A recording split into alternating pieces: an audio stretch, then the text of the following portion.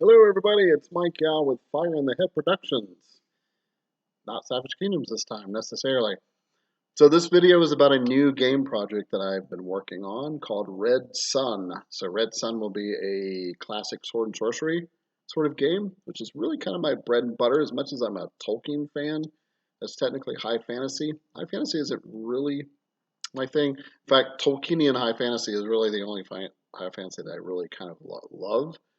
All the rest of it, I'm kind of, eh. I'm more of a gritty, I want magic and sorcery to be mysterious and even kind of deadly, and it's a little rarer, that kind of guy. And um, uh, yeah, Frazetta art and that kind of thing. So yeah, so this is the first video to kind of let you guys know that I've been working on a new game system called Red Sun. Now, some of you already know, you've done some play testing with me. I've done about I've done 4 play tests so far, 2 at my RPG summer camps that I run for kids, and then 2 online ones with adult players on Roll20. Um, and they've gone quite well, actually. So I think I've gotten good feedback for the most part. I wish I had a little bit more feedback, but mostly the stuff I've had has been good.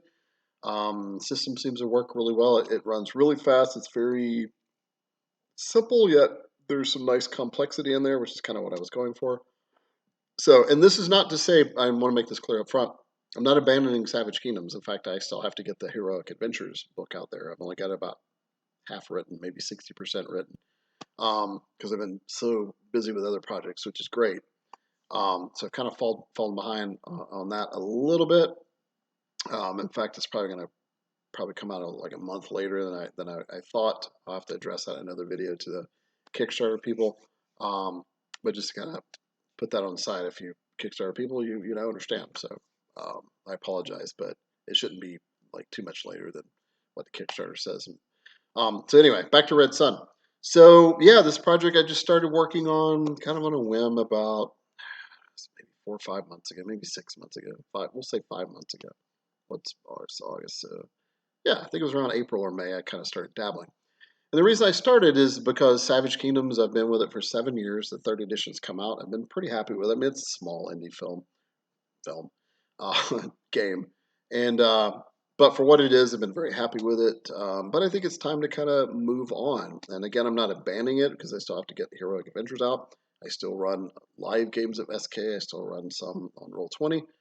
So I'm not necessarily banning it, but I may have to shift my focus to next year when I hopefully kickstart Red Sun in May is what I'm looking at. I like to kind of do it in May around my birthday for whatever reason.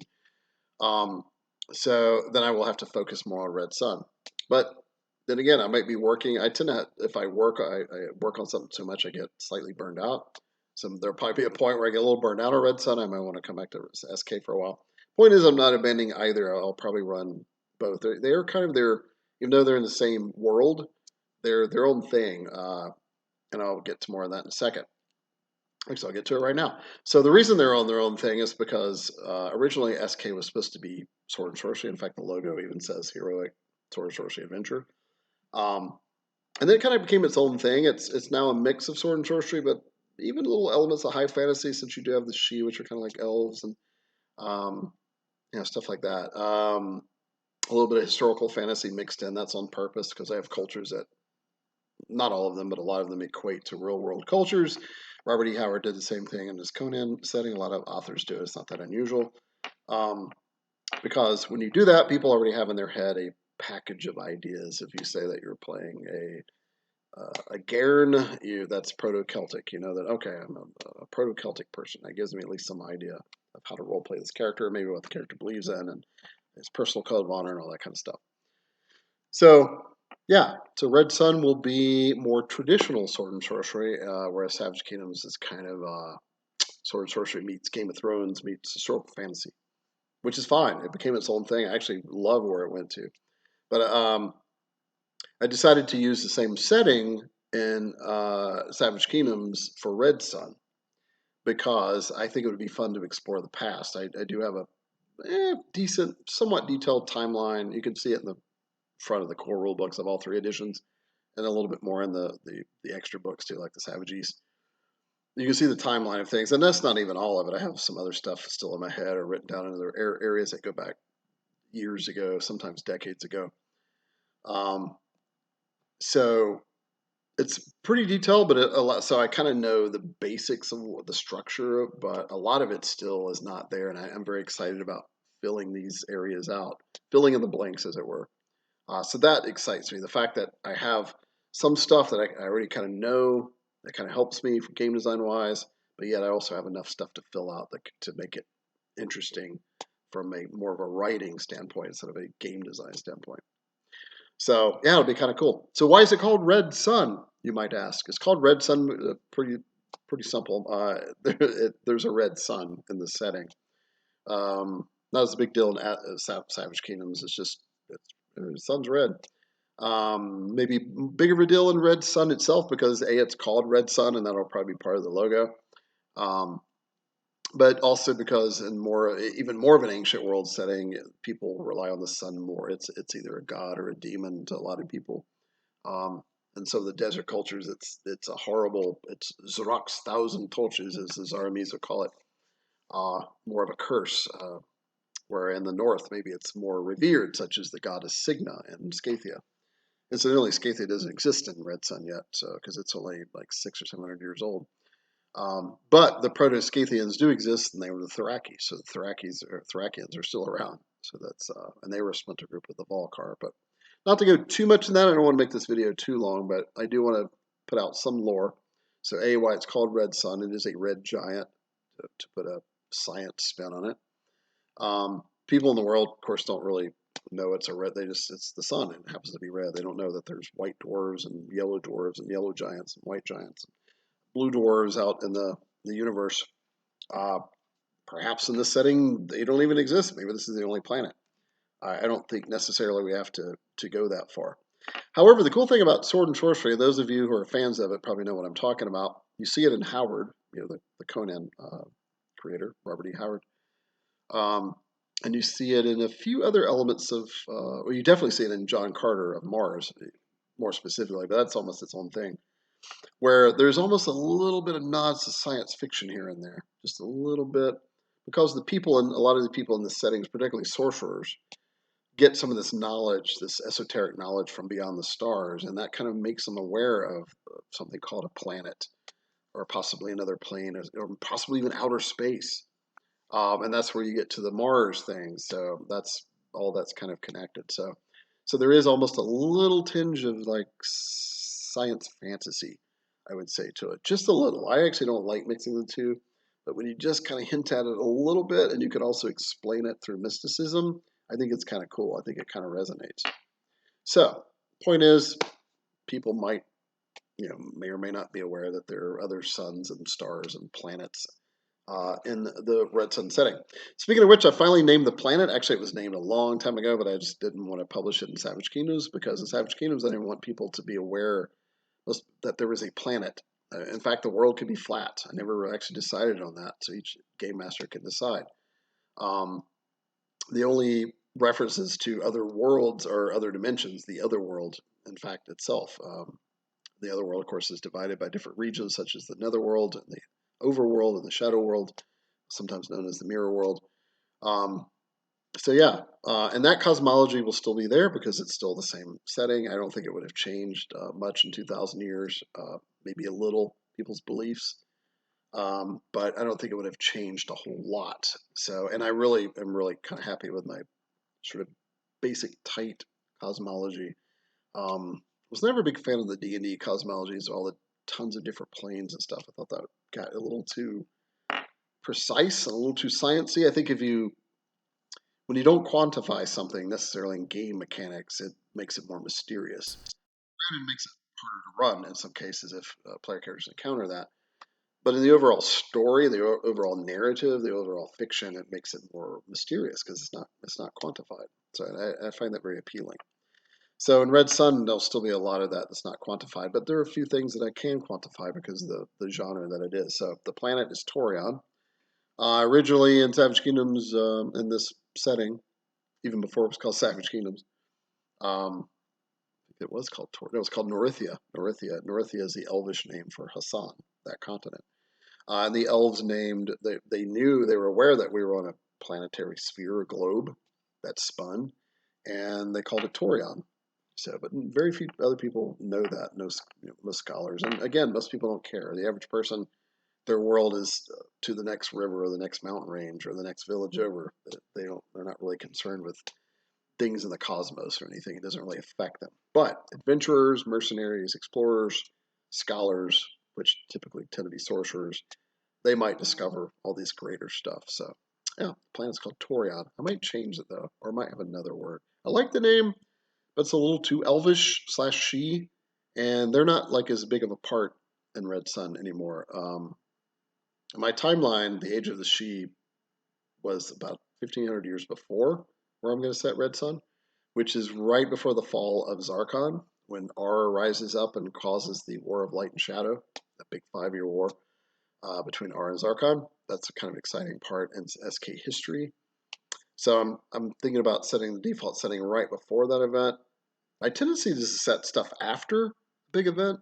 I think a lot of writers would agree because that way you have this background of all this cool lore, and you can kind of go forward with the new story using that as backstory and lore to explain why some of these ruins are here, or why some of these beliefs are still here, why some of these gods are still here, whatever.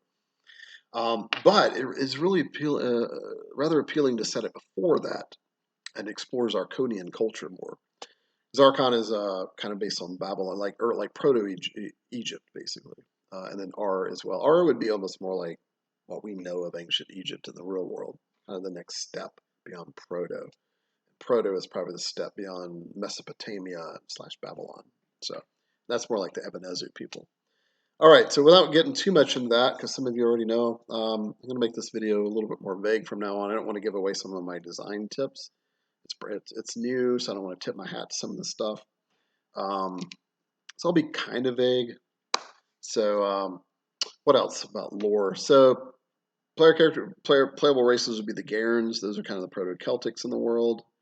Eventually became like they're still called the Garens, the Savage Kingdoms, but some of them branched out and found other kingdoms like Carindon or Carinea and Kimrith. Then you've got the Drax, which eventually become the people of Volnarok or the Volner, and then there was also Golgarath, which is another kingdom. And Savage Kingdoms is not there anymore; it was destroyed. But going back to Red Sun, it would still be there, which is kind of cool. And there was an empire in the north called the Galagatsan Empire, which they were these huge city building people. The Zarkonians and the Aryans were really good at architecture, particularly with pyramids, but the Galagatsan people, and the best way I could have explained them when I was a kid creating these cultures when I was like 19 was they were kind of Romano-English, Anglo-Roman. So I think the way I described it to some people was like, had the Roman Empire survived into the 13th century. So, yeah, weird, but kind of works, I guess. So that'll be fun because fleshing that out more, because I wasn't that specific. Also known as the Empire of the Four Crowns. So, because there were 4 kingdoms they kind of annexed. Then the Kitsu people were sort of an Asiatic people that later becomes the Taikanarans and the Yanakanese. And then the Yuntillans kind of splintered off from the Kitsu. And then there's the Zarian people that eventually founded the great empire of Zaramad, and there's a bunch of other desert tribes as well, like the Aziri and the Zarkinans and the Alizari and those people like that. The Aziri actually founded the kingdom of Aziria in Savage Kingdom, so just a little side note. So it'd be cool to go back before that. Then you have the Zunti. The Zunti are Proto-Zulu African tribes. They have a lot of different tribes, kind of like the Thraki have different clans in the north. So that'll be kind of fun. They haven't changed a whole lot since Savage Kingdoms. In between that 2,000 years or 2,200 years or whatnot. You also have the Rhodonians. The Rhodonians are the Proto-Greeks in the real world, but Proto-Pridonians in Savage Kingdoms. Before they were called the Pridonians, which is a reference to the city of Pridon and the island of Pridonia. They called themselves the Rhodonians, and that means literally almost the people of the gods, because there was an island called Rhodon, which is the island of the gods, where Pridonus kind of ruled. Pridonus, the sea god. Even about 2,000 years ago, it had been pretty much the same setup. He would be the chief deity, and pretty much all the islandic cultures of the Rhodonians, and then later the Pridonians. Torres is the sun god, which is pretty appropriate for a red sun. Also bull god. Lucia, Sardona, Gorgothon, of course, himself, who was born stillborn, and legend has it, and was cast into the sea because they thought he was dead, cast out of Rodon, and he somehow went ashore to a strange peninsula of rocky, horrible volcanic mountains, which he named Gorgotha after himself, Gorgothon, and then mutilated or crafted and corrupted these different creatures and spliced them all together genetically to create the Gorgons. So it'll be kind of fun exploring even more Gorgons would have been more prevalent back then. So just like in Red Sun will be just like in most sword and sorcery, where it really is down to civilization versus chaos and primitivism, or barbarian versus civilized. And what's so cool about it is that most of the stories seem to be pro-barbaric, or at least romantic barbarism, versus decadent civilization, right? Which is cool, and I'm personally a little bit of a believer of that, honestly. But it also represents civilization in the truer sense, becoming more enlightened and moral and caring against the demonic chaos of the black, of the darkness that's out there. So it's really mankind against the elements, is really, if you boil sword and sorcery down, which is why it really appeals to me. I think it's very cool. It's very primal. It's very at the core of human storytelling, I believe, and a lot of mythologies as well. High fantasy is great and all, but it deals with other stuff. But I find this primal sword and sorcery stuff personally a little more appealing. So it's going to be fun developing it in Red Sun. The playtest document's already 95, 96 pages. So I tend to work, like once I get on an idea, I just kind of go with it. Eventually I get burned out and I have to take a break. I get burned out on Savage Kingdoms, I have to take a break. I got burned out on Red Sun a few months ago where I put it aside, and now I'm back at it. Because I'm starting to believe in it, I think with the playtest, I think I got something good going here. I'll get right to it. So enough about the culture stuff. Oh, well, actually, really quickly. So in addition to these different human races, you can play Gajula, because they're definitely still around. Chennari. The Mexican Chennari may not be around yet. Time-wise, it's really close. So at least the Manjian Chennari, the lion folk. Jan, the Jan people, the Jani. So you could do air, earth, fire, water affinities with them. They're like genie kind, like mortal genies. Tinku, I haven't decided yet. So far, I don't have them in the setting, but I might. I don't know. They're not particularly sword and sorcery, but I might be able to twist them into a more of a grittier, kind of less. Tinku can be played a little sillily sometimes. Gajula, Eight Men's, and obvious Rathkiri are there. That's cool. That's my White Walker type race from the north. I could have went the route of because they did exist way back then. They're very ancient, but they didn't interact with a lot of the world until recently. So I could have done make them a non-playable race.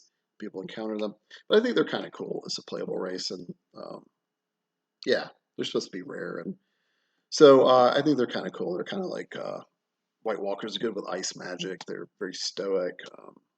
Don't show a lot of emotion. A lot of cool role-playing potential there. Yeah. All right. So back to game. So just quickly, game mechanics to wrap up the video. So this is a dice pool system. Red Sun is. So Savage Kingdoms is a D20 based system, just like Dungeons and Dragons, Pathfinder, etc. A little different though. It's not the D20 system. It is a D20 system, as you probably know. And you just roll one, and it resolves everything, even in combat, as people ask us to hit and damage. And I did that on purpose. I wanted one single die, one single mechanic to make it fast, because I'm much more of a narrative storyteller, actor type person. I am like a game mechanic-y, miniatures moving person. Although I do like that part of the game too, don't get me wrong. But I prefer the former. So that's the whole reason why that game system. But I decided, I was like, I think I'm going to do a dice pool system, even though I've never typically been that much of a fan of a dice pool system, because I feel like it gets gimmicky and there's people taking too much time counting dice, and it kind of slows the narrative down. But so I decided to do one where you never roll more than 7d6 sided dice. And you could roll as low as one, depending on the situation. So without giving the rule set away, you would roll a number of dice depending on your ability. So say we'll just use a combat example. You're swinging a battle axe and you're pretty good with an axe. You get to roll 4d6 or 6-sided dice. That's pretty good. So, and maybe because your strength is high, so because there's four main traits in Red Sun. I might call them attributes. Right now they're known as traits. You've got agility, strength, mind, and spirit. There's only four of them. Agility is self-explanatory. Strength is probably self-explanatory. Mind mostly is. It's your intellect, but also I guess your wisdom in a D&D sense. Uh, spirit is the spirit is your willpower and your charisma, just to put it more bluntly. So your force of willpower and also how you put your will onto others. That's spirit. So very cool. I like that being simple. They're each rated from 1 to 3 at character creation. You can eventually get up to a 4, which is heroic. 2 is average. 3 is extraordinary. 1 is poor. And so anyway, that's the basis for the dice. If you can take talents to get better at certain abilities or skills or specialties, and that's how you can. So say for the battle axe, that's a strength-based attack. Say you have a 3 in strength, that's extraordinary. And then you have a talent called battle axe adept that allows you to roll the 4 dice. So getting back to our example of 4 dice to roll for a battle axe attack, I just rolled 4. You're trying to roll against a DR, a difficulty rating. In combat, a defense or defense rating. Kind of like D&D, you've got DC, difficulty class, but in combat it becomes armor class. It's really the same thing. It's just a target number you're trying to hit.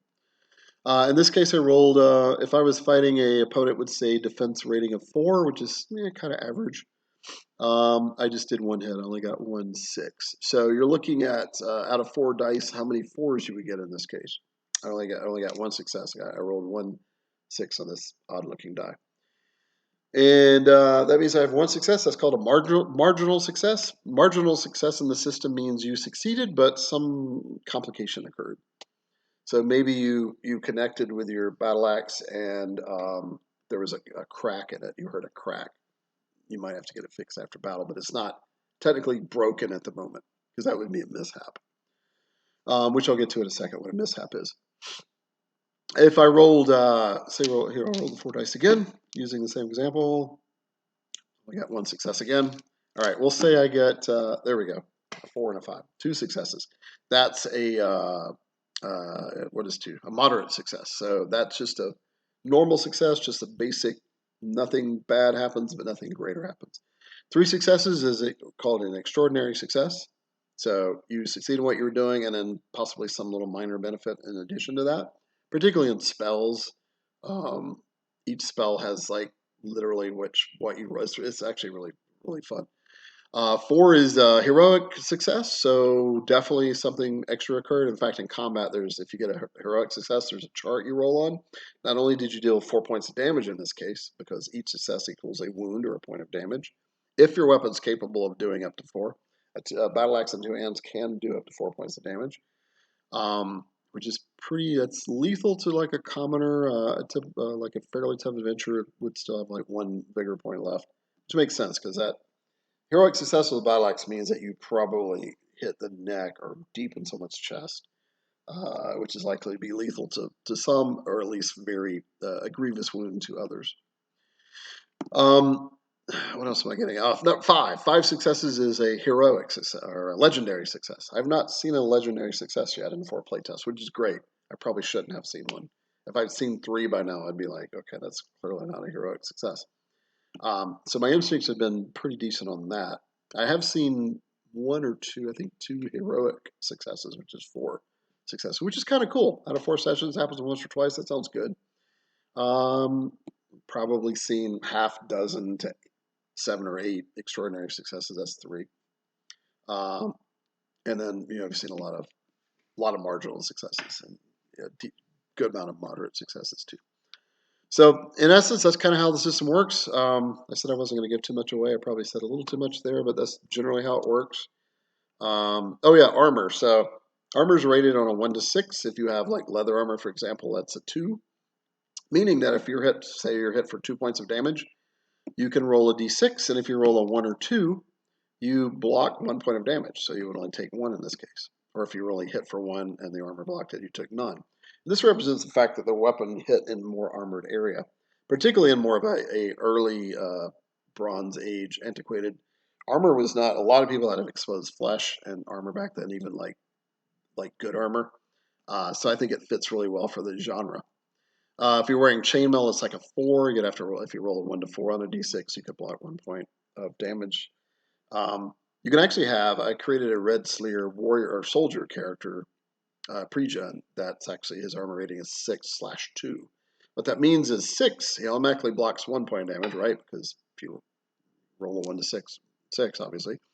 And then if you roll 1 to 2, he blocks a 2nd point of damage. So he automatically absorbs 1 point of damage, and there's a 33% chance that he would absorb a 2nd point of damage because he's more fully armored. So that's how the armor, and it's really fast. So with all the dice being rolled, there's no, and going back to Savage Kingdoms, I mean, it's fast, but you have to add a lot of modifiers sometimes, so that ends up slowing it down a little bit. I still think it's a little faster than, say, D&D, but not by much.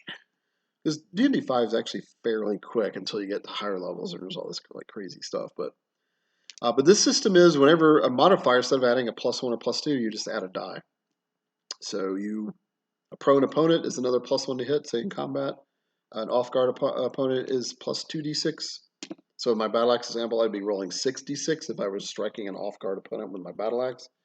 So you can see greater chance of scoring higher successes, more damage. All right, so mishaps occur if you roll a number of 1s equal to more than half the dice rolled. For example, in my example with the battle axe for the 46, I rolled my four six-sided dice for an attack, and 3 of them are 1s. That is a mishap. So a mishap is like a critical failure. Something bad happens. Your weapon broke, flies out of your hands, you slip, fall on your butt, something like that. And other skills can happen too. And especially spells are really nasty for mishap. I've had a lot of fun designing mishaps for spells. So those can be fun. There's a good chance to be more sword and sorcery and have madness and corruption happen, or burning your hands and like crazy stuff happen, which is really cool and lots of fun. So mishaps I've noticed occur slightly more than Savage Kingdom's critical failures, but not as much as some people rule natural ones occur in D&D, which is not even a cool rule, but a lot of people do the natural one, some weird thing happens. Definitely less common than that, but a little more common than it, which is perfect. That's actually kind of where I wanted it. So out of the 4 playtests, I've seen probably 5 mishaps, I think. So just a little over 1 per session, 1.25 per session, which I think is kind of cool. Maybe 6, now that I think about it. 1.5 per session, which I think is cool. So that's how you do a mishap. To give you another example, because that was an extreme example, say you're rolling 3d6 on something. Say you are searching for tracks. That would be a mind test. Say you have a 2 in mind, but say you have a talent that gives you called Expert Tracker, which gives you another d6 as I throw it on the ground. So I'd roll 3d6 for that. If two of the dice are 1s, that's a mishap because it's more than half the dice that are 1s. So you can see with 3 dice is a little more common. With 4 dice would be tough because you got to roll 3 1s, which is pretty rare. 5 dice would be 3 1s as well. So a little more mathematically chance of that happening, but you're also rolling more dice, so you have a more chance of success. 66, you'd have to have 4 1s to be which is great because if you're rolling 66, you're pretty confident in what you're doing. So mishaps should be really rare. And then 76, so you'd have to get 4 1s as well to be a mishap. Cool thing. So what's fun is that if you're down to a 1d6 on something, if you roll a 1, it's a mishap. You have a 1 in 6 chance. But that's realistic. If you're not confident in that thing that you're doing, that you're trying to do, they're called tests, by the way. So Savage Kingdoms, I call them skill rolls. D&D calls them skill checks or ability checks. I'm using the word test. Which other systems have used? I kind of like it because it reminds me of don't do a roll unless it's like kind of a major thing. I think it's going to be a theme for this setting. I tend to have my players roll probably a little too often, just because it's kind of fun, but it does get to be a little too much. So I think if you call it a test, I think it has more weight to it. This is a test, perception test. This is an attack test. This is a sorcery test. So yeah, so there'll be a little bit more comment. So less comment. All right, so we're almost 30 minutes. I think I wanted to mention, what else should I mention about Red Sun, the full traits? We have mobility. We have, I call health vigor right now, but I may switch back to health. Stamina's still there. It does kind of the same thing. Less things cost stamina, so it's a lot faster. And going back to the dice thing, I don't think I completed that thought. So instead of like your +2 or something in Savage Kingdoms or D&D or your +5, a +2 basically you're just adding another die. So you're never doing any math besides adding, just looking at the dice and reading how many successes you get. Difficulty ratings are from 3 to 6, which is easy, moderate, challenging to extreme. There's even if something that's even a rating called nearly impossible that you have to roll 2 6s on. So if you only have one die, you can't even succeed. If you have 2 dice where you're trying, you got to roll, both got to be 6s. So there's still a chance, but it's really extreme. But for the most part, so the average, is 4 or 5 difficulty rating. Whenever you're trying to climb something, you're being tested for something, or casting a spell, or attacking, or sneaking, or whatever. So there you go. Want to complete that thought. So yeah, we still have stamina, health, mobility still in yards, just like Savage Kingdoms. I almost went feet and I just couldn't pull the trigger on it. I still envision yards better, and it's more of an outdoor thing. It gets weird with heights and stuff, but yards are really supposed to measure outdoor distances. And then we have so character creation is super fast. You get 2 free talents you get to choose from a list that from your race or culture.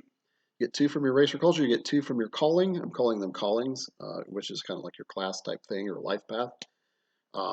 Barbarian, soldier, sorcerer, witch, shaman, trader, thief, assassin, probably a couple more. I'm forgetting. Hunter, maybe 1 or 2 more. Noble, and nomad, and corsair. Pirates. I think it's all of them. It's like 12 or 13. Very cool. So you get 2 free talents from calling, 2 from your race, and then you get 10 points to spend on other talents, kind of like at Savage Kingdoms.